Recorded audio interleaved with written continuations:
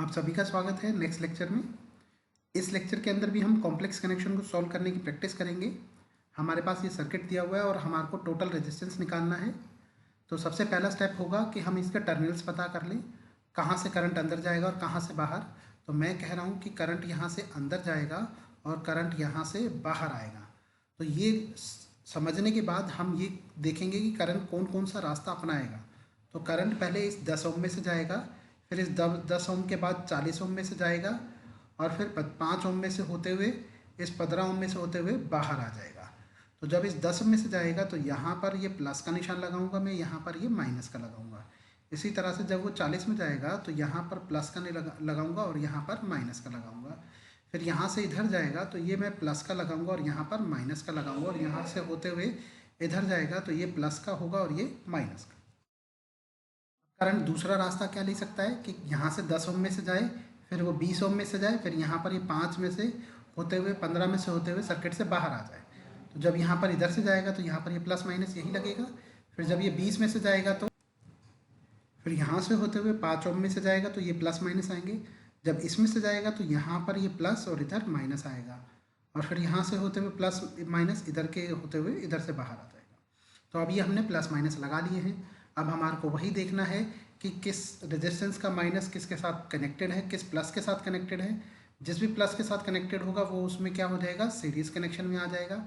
और किसका प्लस के साथ और उसी का माइनस किस माइनस के साथ कनेक्टेड है। अगर दोनों, एक का प्लस दूसरे के प्लस के साथ, एक का माइनस दूसरे के माइनस के साथ कनेक्टेड होगा तो हम कहेंगे कि वो किस में है, पैरेलल कनेक्शन में है। तो अब यहाँ देखते हैं, सबसे पहले 10 ओम के साथ शुरू करते हैं। 10 ओम का जो नेगेटिव है हम देख रहे हैं वो 20 ओम के प्लस से भी कनेक्टेड है और इसी तरह से वो 40 ओम के प्लस से भी कनेक्टेड है। तो ये जो 10 ओम हो गया ये हो गया हमारे पास कॉम्प्लेक्स कनेक्शन। हम इसको कुछ नहीं करेंगे, इसको एज इट इज़ रहने देंगे। अब आ जाते हैं 20 ओम पर।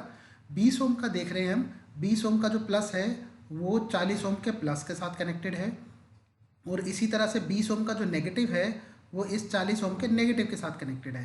यानी 20 और 40 का प्लस प्लस और माइनस माइनस आपस में कनेक्टेड है। तो ये क्या हो जाएगा हमारे पास, पैरेलल कनेक्शन। तो हम यहाँ पर लिख लेते हैं कि 20 और 40 आपस में क्या है, पैरेलल में है और इनको सॉल्व करने पर एक रेजिस्टेंस बनेगा और उस रेजिस्टेंस का नाम मैं रख लेता हूँ R1। ठीक है।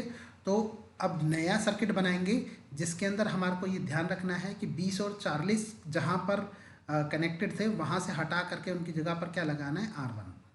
तो अब क्योंकि ये पैरेलल में है तो हम देखेंगे कि 20 और 40 सर्किट में कॉमनली कहाँ पर कनेक्टेड थे। कॉमनली ये कनेक्टेड थे इस पॉइंट पर, देखिए 20 भी कनेक्टेड है इसी पॉइंट पर, 40 भी कनेक्टेड है। और इसी तरह से ये जो 20 है और ये जो 40 है ये इस पॉइंट पर भी कनेक्टेड है सर्किट में दूसरी चीज़ों से। तो ये इन दोनों पॉइंट के बीच का जो सर्किट है वो हम मिटा देंगे या नहीं बनाएंगे, बाकी सर्किट बना लेंगे। तो इस सर्किट को दोबारा बनाते हैं। सिर्फ इन दोनों पॉइंट के बीच का हिस्सा नहीं बनाना है हमारे को, बाकी सारा बनाना है। तो देखिए पहले मैंने बनाया 10 ओम का रेजिस्टेंस बना लिया। फिर यहाँ पर मैं इस पॉइंट पर आ गया हूँ तो इसको एज इट इज़ रहने दूंगा। फिर इसके बीच का ये जो हिस्सा ये नहीं बनाऊंगा। फिर यहाँ से शुरू करूँगा इस पॉइंट से, ये यहाँ पर बनाया मैंने। फिर इसके आगे 5 ओम लगा देंगे रेजिस्टेंस। फिर नीचे की तरफ एक 15 ओम है और वो कनेक्टेड है यहाँ पर इस रेजिस्टेंस के साथ। और ये सर्किट एज इट इज़ मैंने पूरा बना दिया, सिर्फ इन दोनों पॉइंट के बीच का हिस्सा नहीं बनाया है। अब इन दोनों के बीच में क्या करना है मेरे को, जहाँ पर भी ये कॉमनली कनेक्टेड थे वहाँ पर मेरे को एक नया रेजिस्टेंस कनेक्ट करना है। मैंने एक नया रेजिस्टेंस कनेक्ट कर दिया जिसकी वैल्यू क्या होगी, R1। और वो निकलेगी कैसे, इस फार्मूले को सोल्व करके कि 20 और 40 पैरेलल में है। ये सोल्व कैसे होगा, 20 और 40 पैरेलल में कैसे सोल्व होंगे, 20 गुना 40 डिवाइड में 20 प्लस 40। 20 और 40 को सोल्व करेंगे तो ये आ जाएगा 800 डिवाइडेड में 60। एक जीरो से एक जीरो कैंसिल हो जाएगी और इसको फर्दर और हम सोल्व कर सकते हैं। इसको लिख सकता हूँ 40/3 ओम। तो ये मैंने R1 की वैल्यू निकाल दी 40/3 ओम। तो यहाँ पर मैं लिख देता हूँ कि R1 की जो वैल्यू है वो है 40/3 ओम। अब ये मेरे पास एक नया सर्किट हो गया है। अब पहले वाले सर्किट में 5 रेजिस्टेंस है, इस सर्किट में हम देख रहे हैं 4 रेजिस्टेंस है। अब फिर से करंट फ्लो करवाएंगे।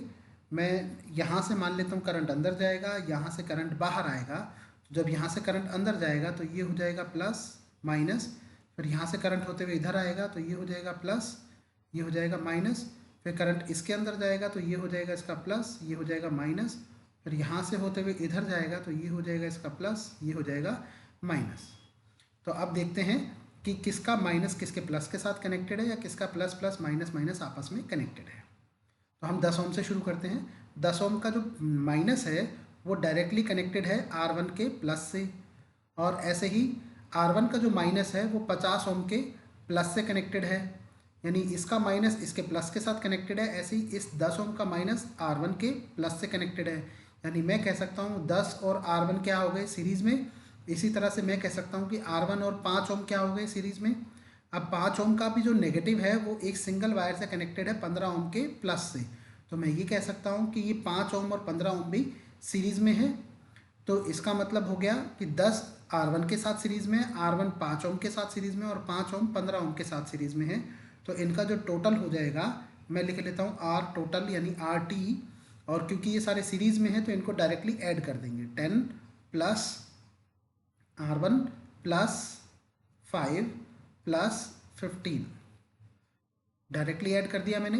अब R1 की वैल्यू मैंने ऊपर निकाली है 40/3, तो यहाँ पर रख देंगे 10 प्लस 40/3 प्लस 5 प्लस 15, 15 और 5 20 और 10 30, तो इसको सॉल्व करूँगा तो 30 प्लस में 40/3 40/30, इसको अगर सॉल्व करूँगा तो LCM 3 आ जाएगा, तो 90 प्लस 40 डिवाइडेड बाय 3, और इसको सॉल्व करूँगा तो आ जाएगा 130/3 ओम्स। तो यानी R टोटल की जो वैल्यू है वो आ रही है मेरे पास 130/3 ओम्स। और मैं इसको भी फर्दर सॉल्व कर सकता हूँ।